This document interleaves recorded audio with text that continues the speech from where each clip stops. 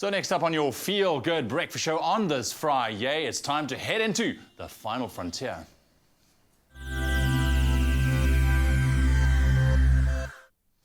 Yes, it's that time of the week again. It's time to make our journey to the final frontier. Now, how long do you think you'd last in space? Well, today we're talking about space endurance. And as always, we are joined by our very special guest, Jono Weltman from the Foundation for Space Development. Jono, lucky to have you, my brother. Great to be back. Interesting topic, space endurance. I love it. So let's talk about what's currently happening. Peggy Whitson, she's been in space on the International Space Station for quite a while and broke a number of records as well. That's right. On Monday, she became the American who spent the most time in space. Okay. And as of today, 538 days. She's approaching the 2-year mark. That's insane. Over 3 missions. So that's her right there, doing her thing. What an incredible life she must be living, eh? But she holds a number of other records as well. She's the only woman to have commanded 2 ISS missions.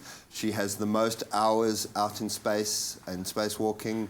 She's done 8 EVAs, which is the most number of spacewalks.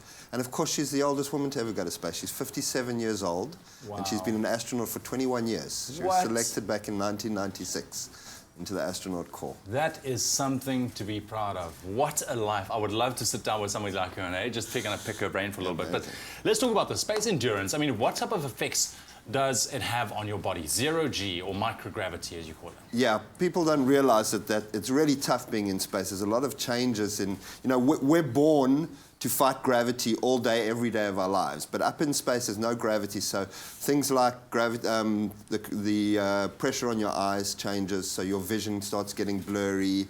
You have separation of the water molecules in your body. Your muscle mass starts to reduce. You have to exercise at least 2 hours a day. You lose about 1% bone density a month, which is nothing you can do. You have to take vitamin D for that. Your spine will stretch, so you get about 2 centimeters taller. The only way I can get to 6 foot is to go up to space. Yeah. But so all of these effects are happening to you up in the space station, and it's hard, and you have to work hard. There's no such thing as a sleeping position in space. Every position is a sleeping position. Yeah. So you can't lie down and relax. You just have to find a way to fall asleep in this 0G. That is crazy. I don't think a lot of people realize how extreme it is. 2 hours a day, every single day, obviously with resistance kind of training within, the environment that they are. And also, I mean, there's no such thing as artificial gravity that they can create. Not yet. Not yet. No, we need to do that if we want to go to Mars. 8 months in 0G, and then having to go and work on a Martian environment. Look, there's benefits there. You can pick up a fridge with a single finger and you tuck and roll, and you can be the greatest gymnast in the world. But it's really tough, especially when you come back down to the gravitation. So let's talk about that. I mean, after spending some time, let's take Peggy for instance. I mean, spending so much time in space, coming back to Earth, that must be quite a challenge in itself. Yeah, it varies person to person. Some NASA astronauts, or some astronauts and cosmonauts in general, arrive back on day 1 and they're fine.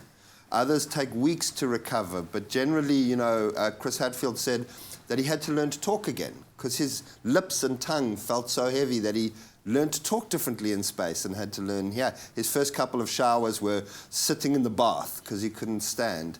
You really do feel the effects. A lot of people feel nauseous when they first come back into a gravitational environment. Vision is blurred, they can't see for a week or so, and of course that's quite scary because you wonder if it's ever going to come back. It's hard. I guess now we can get an understanding as to why astronauts are put through this incredible training processes, and they have to be super fit because, I mean, just taking a listen to what they need to be able to handle up there, I mean, it is extreme. It really is extreme. Yeah, and it's essential. We need to do these experiments and spend time in space so that we can explore further. So it's part of the science, as we're subjecting them almost as human guinea pigs, but that's how we find out what it's going to be like to travel to Mars and beyond. Absolutely, and it's fascinating how quickly the human body deteriorates up there, hey?